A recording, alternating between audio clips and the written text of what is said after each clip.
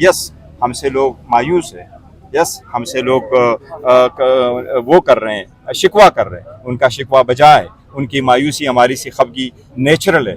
अस्सलाम वालेकुम, मैं हूं फैसल तारिड़। इस्लामाबाद हाई कोर्ट के बाहर जी मौजूद हैं। आज इस्लामाबाद हाई कोर्ट में जस्टिस सरफराज डोगर साहब की अदालत के अंदर दो अहम केसेस की समाअत थी। एक था अलकादर ट्रस्ट केस, जो कि बड़ा अहम केस है, जिसके अंदर जनवरी 2025 के अंदर खान को और बुशरा बीबी साहिबा को सजा सुनाई गई थी। पीटीआई ने बहुत जद्दोजहद की, वो केस लग जाए, केस लगा तो जस्टिस डोगर साहब ने उसमें ऐसा फैसला सुनाया, जिसके बाद पीटीआई फिर डिफेंसिव पोजीशन के अंदर चली गई कि अब ये केस ना ही लगे तो बेहतर है, क्योंकि अगर ये लग गया तो फिर अगर मर्कजी अपीलें भी रिजेक्ट हो गई तो फिर तो मामला बिल्कुल ही क्लोज हो जाएगा और फिर जस्टिस अमीनुद्दीन साहब की आईनी अदालत के अंदर चला जाएगा।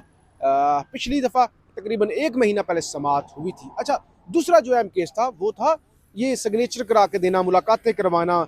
ये जो सुप्रीम हाई कोर्ट का ही अपना ये फैसला है, जो उन्होंने सजा मुअत्तल नहीं की, जमानतें नहीं पहले सुनी और उस मरकजी अपील लगा दी, वो मुस्तरद कर दी, तो उसके खिलाफ सुप्रीम कोर्ट से रजू करना था या किसी भी हायर अथॉरिटी से। वकालतनामे साइन जो है वो हो नहीं रहे थे, तो ये केस था बेसिकली।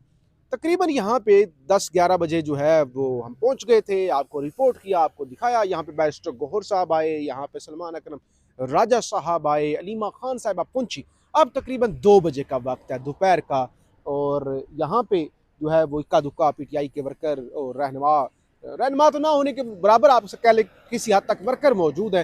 पंजाब पुलिस की नफरी तैनात है, इस्लामाबाद पुलिस तैनात है, और तकरीबन पिछले 1.5 से 2 घंटों से इंतज़ार हो रहा है कि अलीमा खान बाहर निकलेंगे, और ज़ाहिर पुलिस वालों को भी होता है जी ये इवेंट क्लोज हो और उसके बाद वो वापस जा सके। तो अलीमा खान ने अभी इस्लामाबाद के अंदर जो है वो धरना दिया हुआ है। उस हवाले से तो बात करते हैं। बैरिस्टर गौहर साहब को भी आज यहाँ पे वर्करों ने घेर लिया था कि आप क्या कर रहे हैं, ना आप मुफाहमत कर रहे हैं, ना आप मुजामत कर रहे हैं, तो हो क्या रहा है। मैं ज़रा जो अपडेट है, एक तो जनाब ये है कि जून के आखिर तक जो मरकज़ी अपीलें थी जो लगनी थी वो मुलतवी कर दी गई। उस पर फर्दर जो है वो समाअत जो है वो अब जून के आखिर में होगी।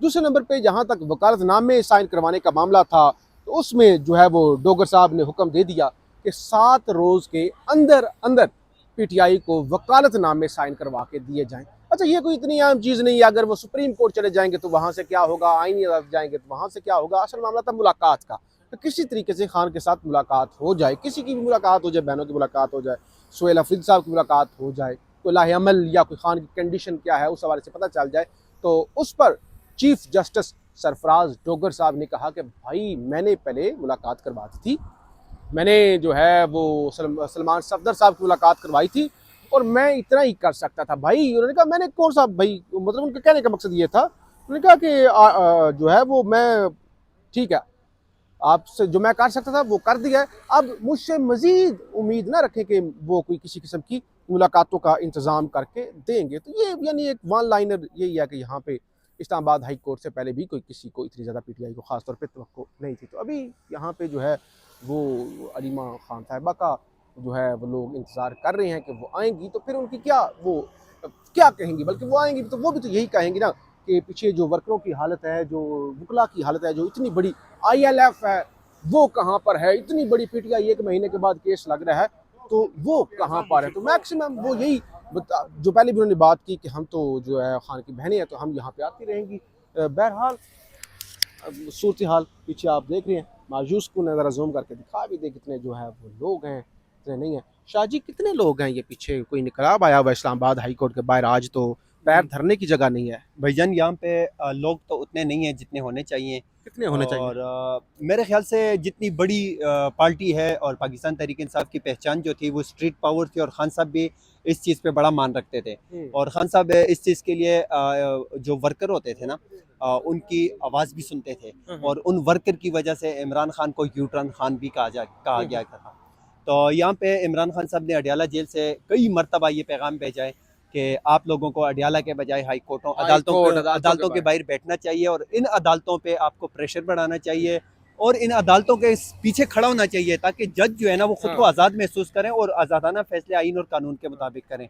लेकिन अफसोस कि वो सब कुछ होता हुआ नज़र नहीं आ रहा, जिसकी डिमांड खान साहब कर रहे हैं, जो नज़रिया खान साहब का है और जो वकला भी नहीं है। नहीं है सर। वकला जो है पाकिस्तान तहरीक इंसाफ की रीढ़ की हड्डी समझी जाती थी, और ILF की जो बुनियाद रखी थी उसके बाद बड़े बड़े ग्रुप जो होते थे वकला के, वो तितर बितर हो चुके थे। नहीं, और वकला डोगर साहब की शादी में तो जाते हैं, बेटे की शादी में, लेकिन यहाँ पे नहीं आते। फैसल भाई यही वजह है कि आज अडयाला जेल में वो बंदा बैठा हुआ है। जब ये लोग बाहर होते और ये अपने नज़रिए पे और अपने सीधे रास्ते पे खड़े होते तो आज इमरान खान भी जेल में ना होते।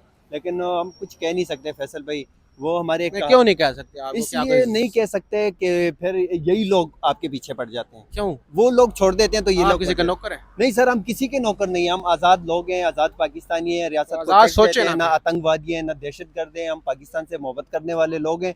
और खान साहब के नज़रिए के साथ भी खड़े हैं। वो इसलिए खड़े हैं कि वो बंदा सच बोलता है, हक की बात करता है। अगर वो ये जरा दिखाना यार, ये जो पीछे 10-15 लोग नजर आ रहे हैं, अब हम इनको कैसे बता सकते हैं कि भाई इस्लामाबाद हाई कोर्ट के बाहर इनकलाब आ गया, इस्लामाबाद हाई कोर्ट के बाहर पैर रखने की जगह नहीं है?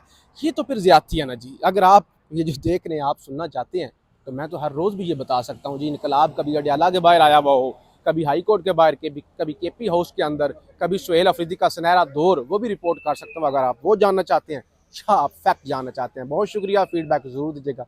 पाकिस्तान जिंदाबाद। ये बताइएगा, जैसे आप कह रहे हैं कि कानून और इंसाफ नहीं हो रहा, हम 26 मरतबा आए, लेकिन कल आपने फ्लोर ऑफ द हाउस कहा कि हम MOU साइन करना चाहते हैं, तो हुकूमत के साथ MOU साइन करने का क्या फायदा नहीं, होगा? मैंने MOU का नहीं बोला, मैंने कहा चार्टर्ड ऑफ कमिटमेंट होना चाहिए, आइन की खातिर, जमहूरियत की खातिर, सजा ददलिया की खातिर, आवाम की बुनियादी हकूक़ के तहफ़्फ़ुज़ की खातिर। मैंने कहा है कि हुकूमत के साथ हाथ मिलाना घाटे का सौदा है, लेकिन इन चीज़ों के लिए फिर भी हम रेडी है, बिकॉज हम कहते हैं पाकिस्तान हमारा है, मुल्क हमारा है, फ़ौज हमारी है, हमारी यही आवाज़ है। हम कहते हैं नहीं, हम आपको इसके साथ मज़ीद खेलने नहीं देंगे। आप जमहूरियत होगी, आइन कानून की बालादस्ती होगी, फिर हम आपके साथ होंगे और इसको कर